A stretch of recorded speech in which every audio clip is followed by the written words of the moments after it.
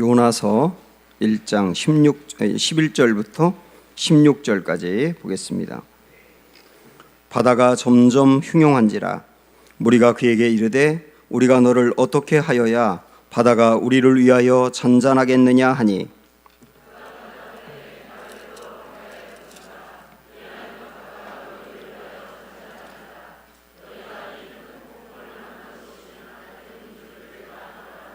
그러나 그 사람들이 힘써 노를 저어 배를 육지로 돌리고자 하다가 바다가 그들을 향하여 점점 더 흉용함으로 능히 못한지라.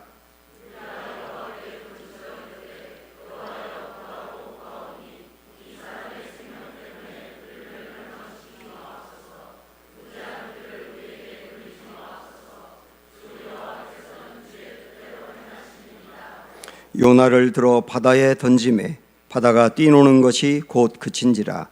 그 사람들이 여호와를 크게 두려워하여 여호와께 제물을 드리고 서원을 하였더라. 아멘.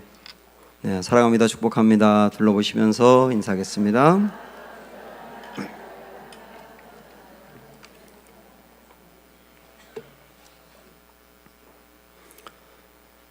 네, 이 세상에서 가장 숭고한 단어가 뭘까 생각을 해봤습니다. 사랑이라는 말도 될 수 있겠고요, 소망이라는 말도 좋겠지요. 근데 가만히 생각을 하니까 제가 볼 때 이 세상에서 가장 숭고한 단어는 희생이 아닐까 싶어요. 희생이라는 말은 다른 사람이 받아야 될 고난을 내가 대신 받는 것이고, 다른 사람이 받아야 될 손해를 내가 대신 당하는 것이고, 다른 사람이 받아야 될 벌을 대신 받기도 하고요, 심지어는 다른 사람이 당해야 될 죽음을 대신 당하기도 합니다. 그래서 우리 주변에 희생을 하고 있는 사람들을 보면 사람들이 다 존경을 하는 겁니다. 제가 군대에서 군목으로 있을 때 한 번은 그 부대 안에서 병사들이 몰래 술을 마셨어요. 그리고 술병을 버렸는데 그 술병을 밤에 더 멀리 버리러 가다가 군종이 들켰습니다. 이 군종은 술을 마시지 않았거든요. 그런데 대신 자기가 마셨다고 거짓말을 하고 군기 교육대를 갔어요. 거기서 숱한 고생을 할 때 술을 마셨던 친구들이 양심 선언을 하게 된 겁니다. 그래서 결국은 모든 게 밝혀지게 됐는데, 나중에 그 부대의 그 간부가 저한테 그러더라고요. 그 군종을 자기가 존경한다고. 정말 그런 겁니다. 희생을 하는 사람 보면 존경할 수밖에 없는 겁니다. 저는 희생이라는 단어를 다르게 바꾸면 뭐라고 할 수 있을까? 대신이라고 할 수 있겠다 하는 생각이 듭니다. 남이 받아야 될 벌이라든지 고난이라든지 손해를 대신 당하는 게 희생 아닙니까? 어쩌면 기독교의 복음을 한 단어로 표현하라, 그렇게 말하면 대신이라고 해도 좋겠다는 생각이 듭니다. 예수님이 행하신 그 모든 일을 대신이라고 하는 말로 표현해도 좋겠다고요. 그래서 우리는 오늘 이 대신이라고 하는 단어를 가지고 생각을 하면서 우리가 잘 알고 있는 요나서 말씀에서 예수님이 행하신 일을 한번 찾아보고 싶습니다. 요나서는 여러분도 잘 알고 있는 것처럼 하나님이 요나에게 너 니느웨로 가서 복음을 전하라, 이렇게 명령을 하십니다. 니느웨는 그때 당시에 아수르의 수도였거든요. 그런데 요나는 하나님의 명령을 싫어해요. 왜냐하면 그때 당시에 아수르가 이스라엘을 괴롭혔기 때문입니다. 공격을 하고 땅을 빼앗아가고 사람들을 잡아가고 그러면서 아주 고난을 계속 주니까 그 괴롭히는 나라에 가서 복음을 전하라고 하는 게 달가울 리가 없잖아요. 게다가 내가 과연 거기서 복음을 전한다고 해서 그 강대국의 사람들이 내 말을 듣고 하나님을 믿겠는가? 그것도 자신이 없는 겁니다. 그래서 요나는 하나님이 가라고 하는 니느웨가 아니고 전혀 다른 다시스라고 하는 곳으로 가는 배를 타고 도망을 가고 있어요. 한참을 가다가 바다에 풍랑이 심하게 일어나면서 그 배가 좌초의 위기에 빠지게 된 겁니다. 뱃사람들이 그 풍랑 속에서 이겨내기 위해서 모든 방법을 다 동원해 사용하지만은 그러나 이겨낼 재간이 없어요. 그러다 보니까 그 배 안에 있는 사람이 이렇게 말해요. 분명히 이 배 안에 탄 사람 중에 큰 죄를 지은 사람이 있다. 그 사람을 찾아내야 된다.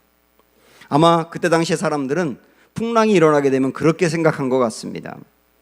그래서 제비를 뽑아가지고 그 죄를 지은 사람을 색출해 냈는데 용케도 요나가 뽑히게 된 거예요. 요나는 자기가 믿는 하나님에게 불순종했다고 실토합니다. 사람들이 요나를 꾸짖어요. 그리고 다음의 이야기가 오늘의 본문입니다. 그러면 지금 풍랑이 일어나서 사람들이 죽어가고 있거든요. 그때 이들이 던진 질문이 있습니다. 우리가 오늘 이 말씀을 이 질문부터 시작을 해야 됩니다. 한번 말씀 볼까요? 바다가 점점 흉용한지라 무리가 그에게 이르되 우리가 너를 어떻게 하여야 바다가 우리를 위하여 잔잔하겠느냐. 지금 사람들이 다 죽어가고 있거든요. 죽어가고 있는데 사람들이 던지는 질문이 뭐냐면 우리가 어떻게 해야 죽지 않고 살겠느냐예요. 어떻게 해야 어떤 방법이 없겠느냐, 살 수 있는 길이 무엇이냐라고 질문하고 있는 겁니다.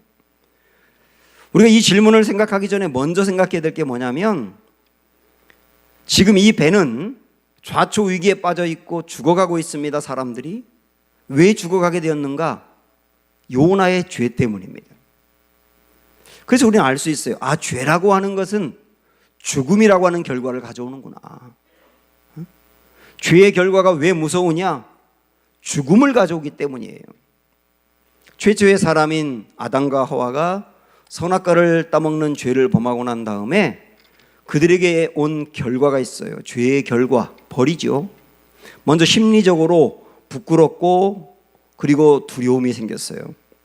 남자는 노동을 고되게 해야지 먹고 살 수가 있게 되었고요.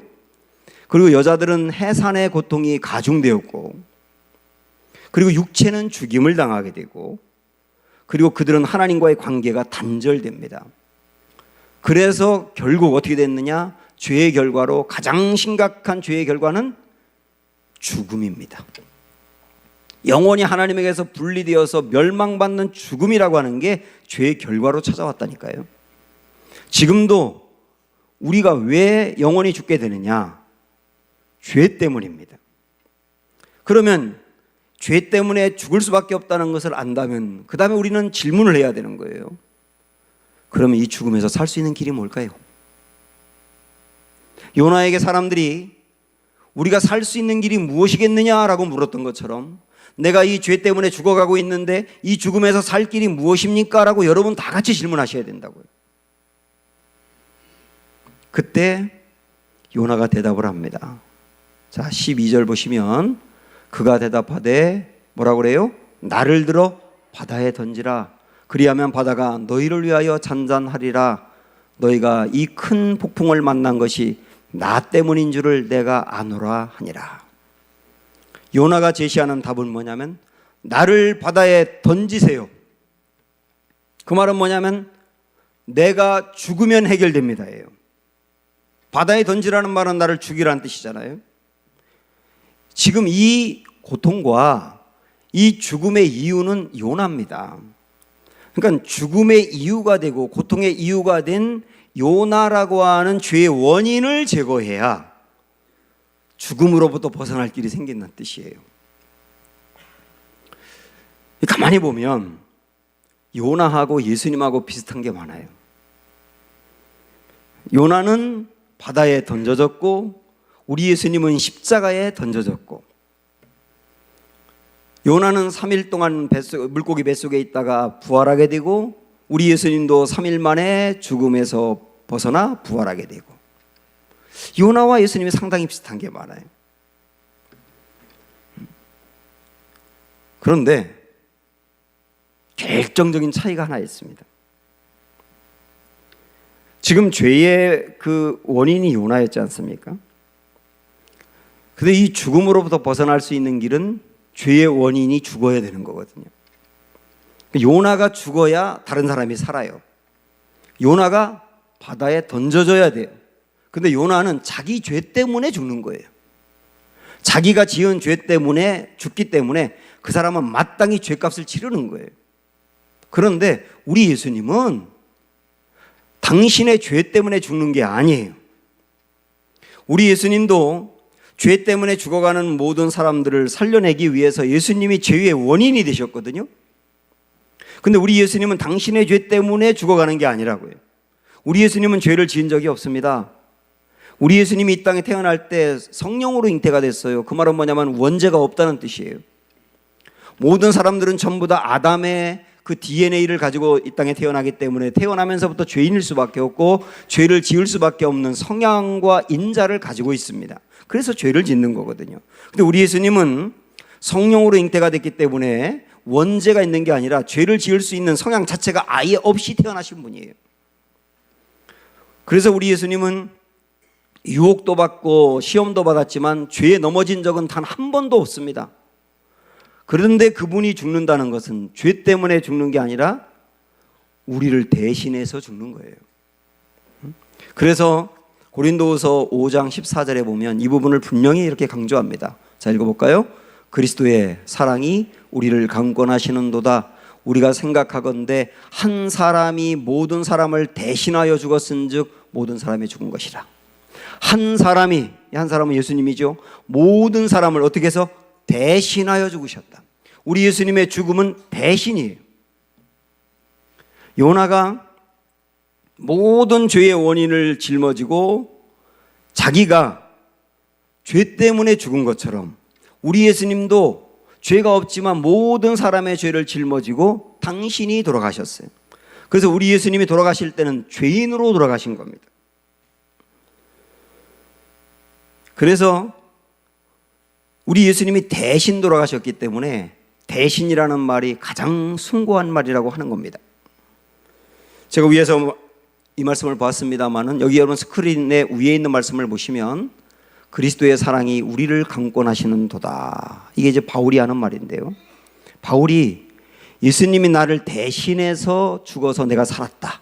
그걸 알고 난 다음부터 그가 이 예수님의 사랑에 마음이 붙잡히고 나니까 감격이 나오고요. 감사가 나오고 그가 그토록 소망했던 세상의 어떤 욕심이라든지 이런 게 아무것도 아닌 것처럼 보이고 앞으로 나의 남은 인생 죽어가는 사람들을 살려내서 나같이 죽지 않고 살 수 있도록 만들어야 되겠다는 소망을 갖고 세계로 다닌 거 아닙니까? 오늘 여러분도 내가 죽어야 되는데 죄로 죽어야 되는데 나의 죄 때문에 예수님이 대신 돌아가셨다라고 하는 것을 정말 마음으로 받아들인다면 그 그리스도의 사랑이 나를 강권하시는 도다라고 고백할 수 있을 거예요. 그러면 여기서 이런 질문하는 분이 있을 겁니다. 꼭 죽어야 죄가 사라지고 꼭 죽어야만 죽음에서 벗어날 수 있나요? 다른 사람들이? 아니 꼭 예수님이 꼭 죽어야만 십자가에서 죽어야만 우리가 사나요? 이렇게 질문할 수 있을지 몰라요. 이 배 안에 있던 사람들이 말이죠. 요나가 내가 죄를 졌기 때문에 풍랑을 만난 겁니다. 나를 바다에 던지세요.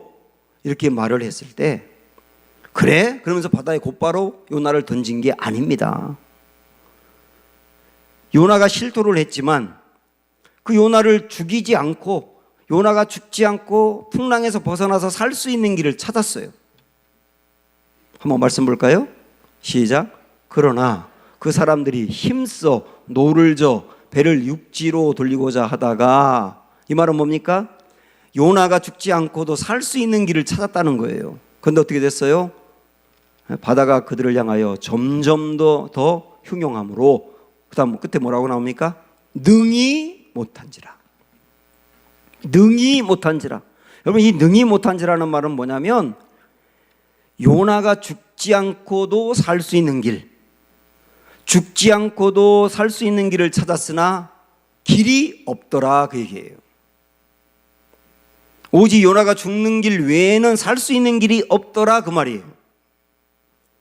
우리가 죄에서 벗어날 수 있는 길, 아니 꼭 굳이 예수님이 십자가에서 돌아가셔야 되나요? 내가 죄 사함을 받고 살 수 있는 다른 길은 없나요? 이렇게 질문하는 사람들이 아주 많습니다. 우리 한번 생각을 해볼까요? 요즘 온 나라의 미투 운동 때문에 매일매일 충격을 받고 있습니다. 깜짝깜짝 놀라면 그 사람이 저는 이 미투 운동이 사회 구석구석에 잔존해 있었던 악행들이 다 드러나는 기회가 되고, 그래서 이 사회가 정말 깨끗해지는 기회가 될 거라고 믿고 있거든요. 근데 여기에 누군가의 고백으로 인해서 몰래 죄를 지었던 사람들이 다 밝혀지면서 잠적하고, 우리가 알고 있는 것처럼 어떤 유명 연예인은 자살을 했어요. 그 사람이 가족이라든지 세상의 사람들로부터 받는 그 지탄을 감당할 수가 없는 거죠. 부끄러움과 두려움을. 그래서 스스로 목숨을 끊은 겁니다.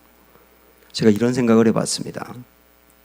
만약에 그 사람이 목숨을 끊지 않고 자기가 죄값을 치르기 위해서 몇 년 동안 옥살이를 하고 출소하고 난 다음에는 자기의 사재를 다 털어서 어려운 사람들을 도와주고, 그것도 모자라니까 자기 몸으로 양로원이나 고아원 같은 데 가서 몇 년 동안을 봉사했다고 한번 생각을 해보세요. 그 사람이 그 죄를 씻기 위해서 그런 여러 가지 방법을 다 동원해서 노력을 했다고 생각을 해보세요. 그러면 질문이, 그러면 그 사람의 죄는 완전히 씻어지는 겁니까? 물론 법적으로 그 사람이 옥살이를 했기 때문에 죄인은 아니에요. 그러나 그 사람이 다른 사람에게 입혔던 상처는 그런다고 아물어질 것이며, 가족들에게 입힌 아픔은 그런다고 사라질 것이며, 이 세상의 사람들에게 미친 그 실망과 아픔과 좌절은 그런다고 사라질 것이냐. 다시 말하면 죄라고 하는 것이 그런 노력들로 없어지는 것이냐 과연. 만약에 말입니다, 우리가 지은 죄도 사람의 노력으로 해결할 수 있는 길이 있었다고 한다면 굳이 예수님이 십자가 질 이유가 없는 거예요. 아니, 사람에게 죄 씻을 방법이 있는데 무엇하러 예수님이 십자가를 지시겠어요? 그러나 사람들이 죄를 졌지만, 그것 때문에 죽게 되었지만, 사람으로서는 자기가 죄를 졌지만 그 죄를 씻을 수 있는 방법이 아무리 찾아도 없는 거예요. 그래서 능히 못한지라. 이 말씀 끝에 보세요. 능히 못한지라. 사람 스스로 죄를 해결할 길이 없는지라예요. 그래서 우리 예수님이 십자가로만 이 죄를 해결할 수밖에 없었기 때문에 십자가를 지신 거예요. 여러분, 그걸 아셔야 되는 겁니다. 예수님의 십자가, 대신 죽는 십자가 외에는 다른 길이 없다. 왜 그런지 아십니까? 성경에서는 분명히 죄의 값은 사망이라고 했어요. 그 말은 뭐냐면 사망으로만 죄가 해결된다는 뜻이에요.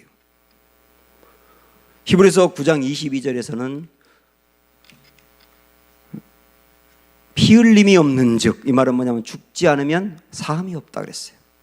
오직 이 죄의 문제는 죽음으로만 해결할 수 있는 거예요. 그래서 하나님이 우리 스스로에게 내가 죄를 졌으니까 네가 죄값을 치르고 내가 이 문제를 해결해 봐, 그런 것이 아니라 너는 죄를 졌지만 너로서는 방법이 아무것도 없으니 내가 이 길을 해결하겠다 하고서 예수님이 대신 죽는 길을 가신 거예요. 이게 기독교예요. 이 말씀을 보면 이 세상에 그래서 모든 사람이 전부 다 예수님이 필요한 겁니다. 예수님이 필요하지 않은 사람은 아무도 없는 거예요. 왜? 이 죄를 씻을 수 있는 방법이 예수님의 피밖에 없으니까요. 그러면 예수님이 십자가에서 못 박혀 돌아가심으로, 다시 말하면 요나가 바다에 던져짐으로, 예수님이 십자가에 던져짐으로 무슨 일이 일어났느냐, 그 결과가 무엇인가 한번 말씀 볼까요? 요나를 들어 바다에 던짐에, 그 다음 어떻게 됩니까? 바다가 뛰노는 것이 곧 그친지라. 드디어 잠잠하게 되고 죽어가던 사람들이 살아날 길이 생겼다는 뜻이에요. 여기서 바다가 뛰노는 것이 그쳤다는 말은 어떻게 우리가 이해할 수 있느냐면 하나님의 진노가 끝났다라고 하는 뜻이에요. 우리 예수님이 십자가에 못 박혀 돌아가시는 그 장면을 마태복음 27장에서 아주 길게 이렇게 자세하게 기록하고 있는데, 그 말씀에 보면 이런 내용이 나오거든요. 그 말씀 한번 볼까요? 제6시로부터 온 땅에 어둠이 임하여 제9시까지 계속되더니, 6시부터 9시까지 3시간 동안 예수님이 십자가 위에 못 박혀 있는 시간 중에 3시간 동안 온 세상이 캄캄했다고요. 여기서 말하는 어둠은 하나님의 진노를 상징합니다. 하나님의 진노가 예수님이 십자가 위에 못 박혀 있는 동안 쏟아졌다는 거예요. 3시간 동안 진노가 쏟아졌어요. 하나님의 진노가 죄에 대한 진노죠. 자, 여기서 질문합니다. 여러분 잘 들으시고 옆 사람과 이거 답을 하셔야 돼요. 객관식으로 말씀드리겠습니다. 문제는 뭐냐면 하나님의 진노가 누구에게 쏟아졌나가 문제예요. 하나님의 진노가 누구에게 쏟아졌나? 1번 빌라도와 예수님을 십자가에 못 박은 병정들에게 쏟아졌다. 2번 예수님을 고발한 유대인들에게 쏟아졌다. 3번 예수님을 결국 십자가에 못 박게 한 모든 죄인들, 나 포함해서 모든 죄인들에게 쏟아졌다. 몇 번입니까? 3번이라고 대답하시겠지만 답이 없어요. 하나님의 진노가 쏟아지긴 쏟아졌는데 누구에게 쏟아졌는가? 빌라도인가? 유대인인가? 모든 죄를 지은 사람인가? 아니요. 4번이 있어요. 4번이 뭐냐면 예수님에게 쏟아진 거예요. 4번이 답이에요. 아니, 예수님에게 하나님의 진노가 쏟아졌다고요? 예. 왜냐하면 예수님이 당신은 죄가 없지만 모든 죄인들의 죄를 본인이 담당해서 대신 죽다 보니 예수님은 죄인으로 죽으신 것이고 하나님의 진노가 죄인인 예수님에게 쏟아질 수밖에 없는 거예요. 그래서 예수님이 하나님의 모든 진노를 다 받으셨습니다. 여기서 말하는 진노는 구체적으로 말하면 저주, 멸망, 형벌, 버림받음, 이 모든 걸 다 포함하는 겁니다. 그것을 예수님이 고스란히 다 받으셨다니까요. 그래서 감사한 것은 뭐냐면 하나님의 진노가 예수님에게 쏟아졌기 때문에 우리에게 쏟아지지 않는 거예요. 이게 감사한 거예요. 하나님의 진노가 예수님 안에 다 쏟아졌고 예수님이 진노를 받으셨기 때문에 내가 받을 이유가 없어진 거예요. 그래서 은혜인 거예요. 이걸 진짜 아는 사람은 감격합니다. 십자가는 바로 그 은혜입니다.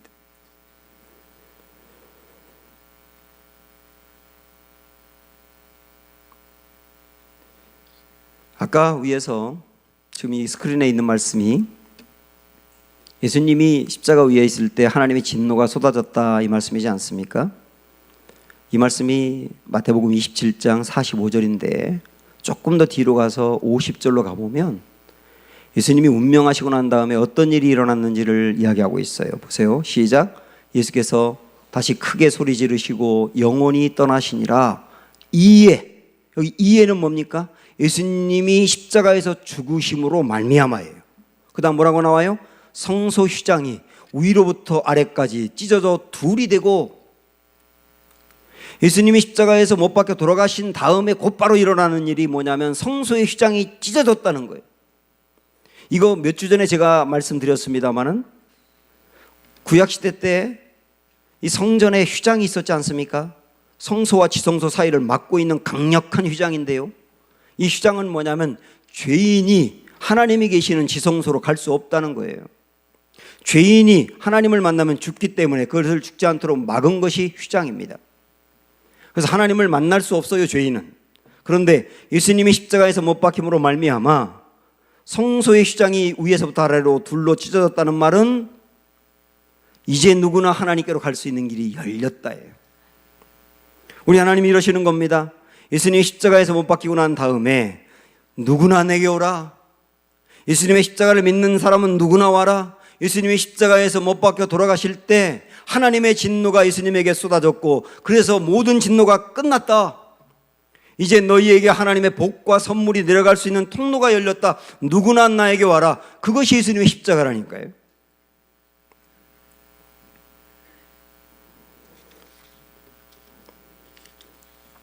지금까지 저는 예수님이 십자가에서 대신 돌아가심으로, 그 말은 요나가 바다에 던져짐으로 진노가 그치고 살 수 있는 길이 열렸다. 이처럼 예수님이 십자가에서 죽으심으로 죽어야 될 죄인이 살게 되었다. 이 말씀까지 드렸어요. 그런데 우리 한 걸음 더 나아가서 예수님 때문에 내가 살게 되었다, 그 말을 보다 더 잘 이해하기 위해서 조금 더 어려울 수 있지만 여러분들이 집중해서 들으시면 굉장히 귀한 말씀이 있어요. 먼저 우리가 앞에서 봤던 말씀 고린도후서 5장 14절을 다시 한번 보고 갑니다. 자, 보세요. 시작. 그리스도의 사랑이 우리를 강권하시는도다. 우리가 생각하건대 한 사람이 모든 사람을 대신하여 죽었은즉, 그 다음 뭐라고 나옵니까? 모든 사람이 죽은 것이라, 이렇게 나와요. 여기서 여러분이 고민이 생기셔야 됩니다. 분명히 지금까지 들었던 말씀을 정리하면 한 사람이, 예수님이 모든 사람을 대신하여 죽었은즉 모든 사람이 산 것이라, 이렇게 해야 맞지 않습니까? 그런데 산 것이라고 말하지 않고 죽은 것이다 라고 말을 하고 있어요. 이게 도대체 무슨 말이냐? 이런 의문이 생기지 않습니까? 분명히 예수님이 십자가에서 못 박힘으로 말미암아 우리가 살았어요. 그런데 시간적으로 보면 우리가 살기 전에 먼저 죽는 일이 있었던 거예요. 우리가 먼저 죽고 그 다음에 다시 산 거예요. 그래서 제가 이걸 도표로 좀 이렇게 만들어 봤는데, 제가 만든 것보다는 잘 나오진 않았지만, 자, 보세요. 예수님이 나를 대신하여 돌아가셨습니다. 그래서 나는 살게 되었습니다. 근데 살게 되기 전에 바로 그 앞에 있었던 게 뭐라고요? 나는 죽었습니다. 예수님이 나를 위해서 대신 돌아가셨습니다. 그래서 나도 죽고 대신 다시 살았습니다. 이렇게 얘기해야 되는 거죠. 자, 그러면 죽는 일이 있었다고 말씀하고 있는데 무엇이 죽었다는 말이냐? 옛사람이 죽었다는 뜻이에요. 죄에 끌려다니고 죄가 유혹하면 펑펑 넘어져서 온갖 죄를 짓던 그 사람이 예수님의 십자가와 함께 죽었다. 지금 우리의 이 외형은 그냥 살아있어도 죄를 지을 수밖에 없고 영원히 멸망으로 가던 그 영혼의 사람, 그 옛사람은 죽었다. 여러분, 이걸 아셔야 돼요. 굉장히 중요한 거예요. 그래서 우리 이렇게 말할 수 있습니다. 예수님과 함께 나도 죽었다. 예수님과 함께 나도 죽었다. 자, 그 다음에 이 옛사람은 죽었어요. 그 다음에 옛사람은 죽고 난 다음에 새 사람으로 다시 태어난 겁니다. 그것을 고린도후서 5장, 아까 우리 14절 봤지 않습니까? 조금 더 뒤로 넘어가서 17절을 보면 그 유명한 이 말씀이 나와요. 시작. 그런즉 누구든지 그리스도 안에 있으면 새로운 피조물이라, 이전 것은 지나갔으니 보라 새 것이 되었도다. 우리의 옛사람은 예수님의 십자가와 함께 죽었고, 죽은 것으로 끝난 것이 아니라 새로운 사람으로 다시 태어났는데, 이 새로운 사람을 뭐라고 표현하고 있습니까? 새로운 피조물이라고 표현하고 있어요. 피조물이라고 하는 것은 하나님이 만든 존재, 이런 의미인데 우리를 다시 만들었다는 거예요. 우리 다시 만들었다, 우리를. 그래서 새로운 피조물은 과거에 옛사람으로 죄를 짓고 살던 그 사람에서 조금 나아진 게 아니에요. 조금 나아진 게 아니고 완전히 다른 사람으로 만들어진 거예요. 이게 여러분에게 보이지 않습니다. 영혼에서 일어나는 일이니까요. 그러나 실질적으로 우리 안에 하나님의 재창조가 이루어져서 완전히 딴 사람으로 다시 태어난 것이 구원이라니까요. 그래서 구원은 정리하면 옛사람이 예수님의 십자가와 함께 죽고 완전히 새로운 사람으로 다시 태어났다, 그렇게 말하는, 그 다시 태어난 사람을 중생이라고 말하지 않습니까?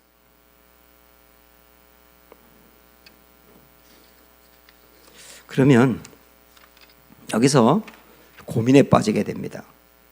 분명히 아니, 우리 옛사람이 죽고 새 사람으로 다시 태어났다고 했는데, 그런데 우리는 왜 그렇게 새 사람으로 태어났다고 했는데 변하는 게 없나요? 라고 하는 고민이 생기잖아요.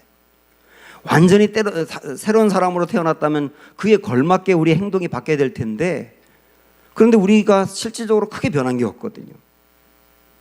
그러니까 나는 새로운 피조물이 아닌가? 이런 의심도 생기게 되고, 그 말은 다르게 말하면 나 정말 구원받은 게 맞는가? 그런 의심이 생기는 거예요. 왜 그럴까요? 이걸 잘 이해하기 위해서는, 잘 들으세요. 아직이라는 말과 이미라는 말과 아직이라는 말을 꼭 기억하셔야 됩니다. 이미와 아직. 그 말은 뭐냐면 우리가 구원을 받는 것은, 예수님을 믿어서 구원받는 것은 이미 구원받은 건 맞아요.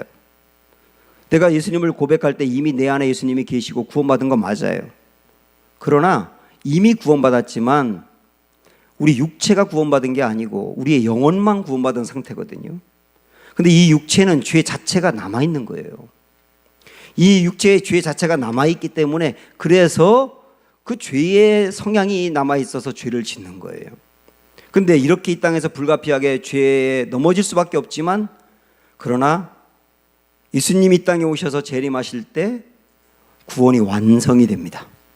그때는 우리의 육체도 신령한 몸으로 다시 바뀔 것이고요, 그때는 죄 자체가 아예 없고 죄의 유혹 자체가 없는 완벽한 상태로 살게 될 겁니다. 그래서 이미 구원받았지만 아직 구원이 완성된 것은 아니라고 말할 수 있는 거예요. 우리는 이미와 아직 사이에 살고 있고 이 긴장관계 속에 살다 보니까 그 구원을 받았지만 죄에 넘어지기도 하는 것이고, 그래서 아니 내가 구원받은 게 새로 태어난 사람이라는데 왜 새로 태어난 사람이 이래, 이런 생각이 들 수밖에 없는 거예요. 그러나 분명한 차이는 있습니다. 내가 예수님을 만나기 전에 그때는 죄에 대해서, 죄의 유혹을 받으면 군침이 흘렀어요. 그런데 예수님을 만나고 구원받고 나면 죄에 넘어질 수는 있지만 군침이 돋는 게 아니고, 죄를 지으면 안 되는데, 유혹은 되지만 죄를 지으면 안 되는데, 분명히 죄를 바라보는 게 달라져요. 그리고 죄에 넘어지고 난 뒤에는 죄책감이 생기고 두렵고 부끄러움이 생겨요. 이전에는 죄에 대해서 무감각했었는데 구원을 받고 난 뒤에는 죄에 넘어질 수 있지만, 그러나 죄를 짓고 나면 마치 맞지 않는 옷을 입은 것처럼 불편해진단 말이에요. 제 이야기를 여러분 가만히 생각을 해보세요. 나는 예전이나 요즘이나 죄만 생각하면 군침이 돌아. 구원이 없는 거예요. 구원이. 이거는 어떻게 구원받았는데 군침이 돌겠어요? 넘어지긴 하지만 싫은 거예요, 그게. 그런데도 내가 약하여 넘어질 때는 있지만 넘어지고 난 다음엔 다신 그러지 말아야지 그러면서 죄에 대해서 달리 생각하는 거예요.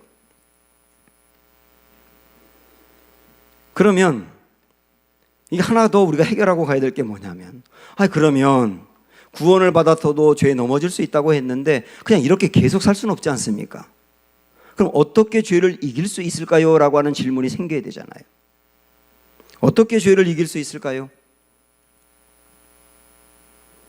많은 분들이 예수님을 믿고 난 뒤에도 또 죄에 넘어지고, 그리고 화를 내고 또 후회하고 그러면서 이런 말을 많이 합니다. 에이고, 죽어야 되는데 죽지 않아서 그래요. 아유, 죽지 않아서 그래요. 내가 이렇게 하거든요. 그래서 그 다음 죽으려고 노력을 합니다.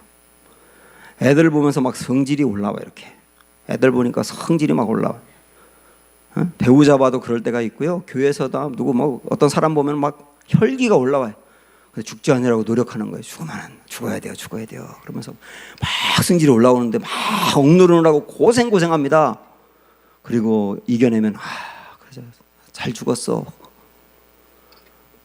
근데 나중에 한번 넘어지면 이전에 참았던 것까지 다 죄를 져버리고 성질 그런 성질이 없어요. 그래서 죽으려고 노력한다고 죄를 이기는 거냐? 아니에요. 어떻게 이길 수 있느냐? 여러분 이걸 아셔야 됩니다. 내가 죄를 죽이려고 노력하는 게 아니고, 내가 죽으려고 노력하는 게 아니고, 나는 이미 예수님과 함께 옛사람은 죽었다는 것을 알고 믿고 내가 죽었음을 선포해야 되는 거예요. 분명히 우리 배웠지 않습니까? 나는 예수님을 믿으면서 내 옛사람은 죽었고 새 사람으로 태어났다고요. 내가 이미 그렇게 바뀐 사람이라는 것을 알고 그걸 선포하는 게 굉장히 중요하다고요. 그러면 이 말씀 들으면서 그런다고 이기나요? 이렇게 생각하는 분이 있을 수 있어요. 제가 목사 아닙니까? 제가 목사인데 저에게도 혈기가 있어요. 여러분 앞에서는 거의 안 냅니다. 근데 제가 혈기가 있어요 그러면 벌써 제 아내는 끄덕끄덕 하잖아요.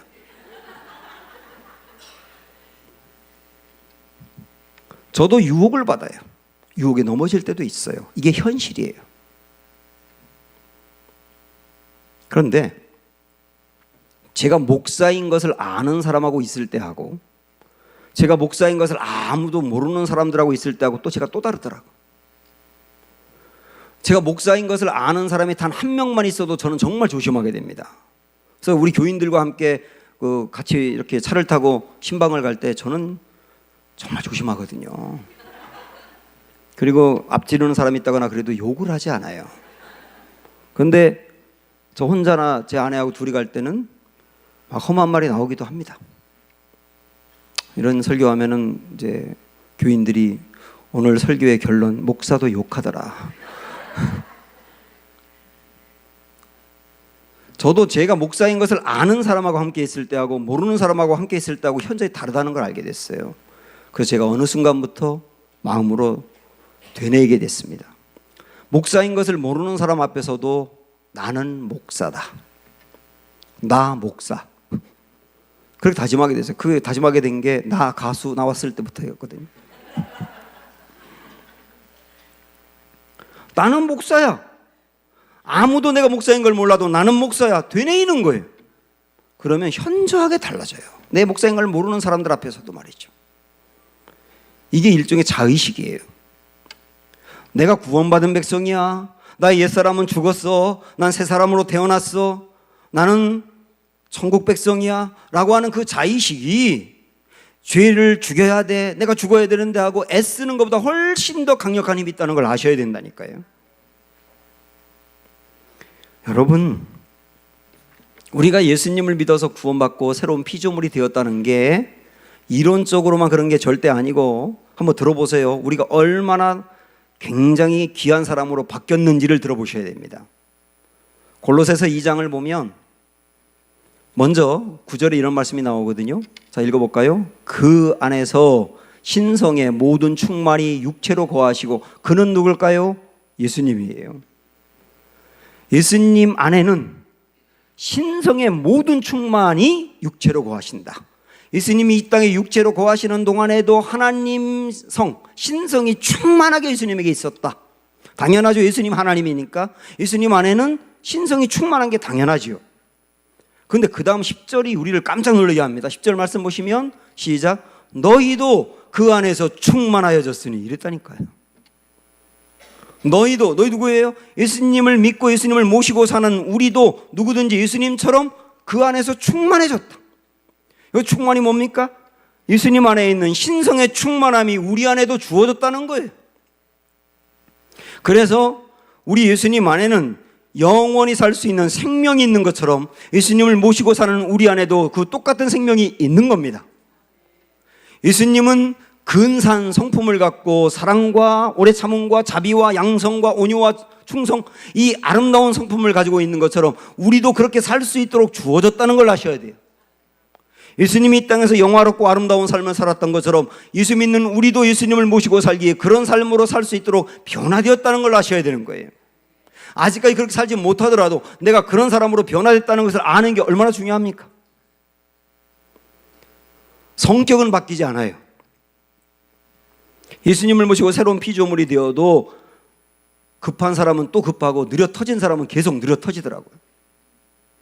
그런데 급한 사람이 왜 급한지가 바뀌어요. 복음을 전하는데 급해요. 사랑하는데 급하고 남을 도와주는데 급해져요. 급한 사람은. 느려 터진 사람은 성질 내는데 느려 터져요. 이렇게 바뀌는 거예요. 똑같은 성격이지만 표현하는 게 달라진단 말이죠.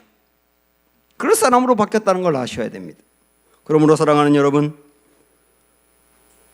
우리는 새로운 피조물입니다. 신성에 충만한 사람입니다. 예수님이 내 안에 계신 사람이에요. 그래서 이 예수님이 내 안에 있다는 걸 알면서 죄를 끊어 나가셔야 되는 겁니다. 넘어지면 말씀 보고 기도하면서 회개하고 다시 일어서셔야 되고, 아름답게 살아가는 사람과 어울리면서 그들로부터 선한 영향도 받으셔야 되는 거예요. 이렇게 새로운 피조물답게 살아가는 우리 모두가 되시기를 주님의 이름으로 축원합니다. 예수 피를 힘입어 함께 찬양하는데요, 우리 예수님 때문에 하나님께 나아갈 수 있는 길이 열린 것을 소망하면서 함께 부르겠습니다.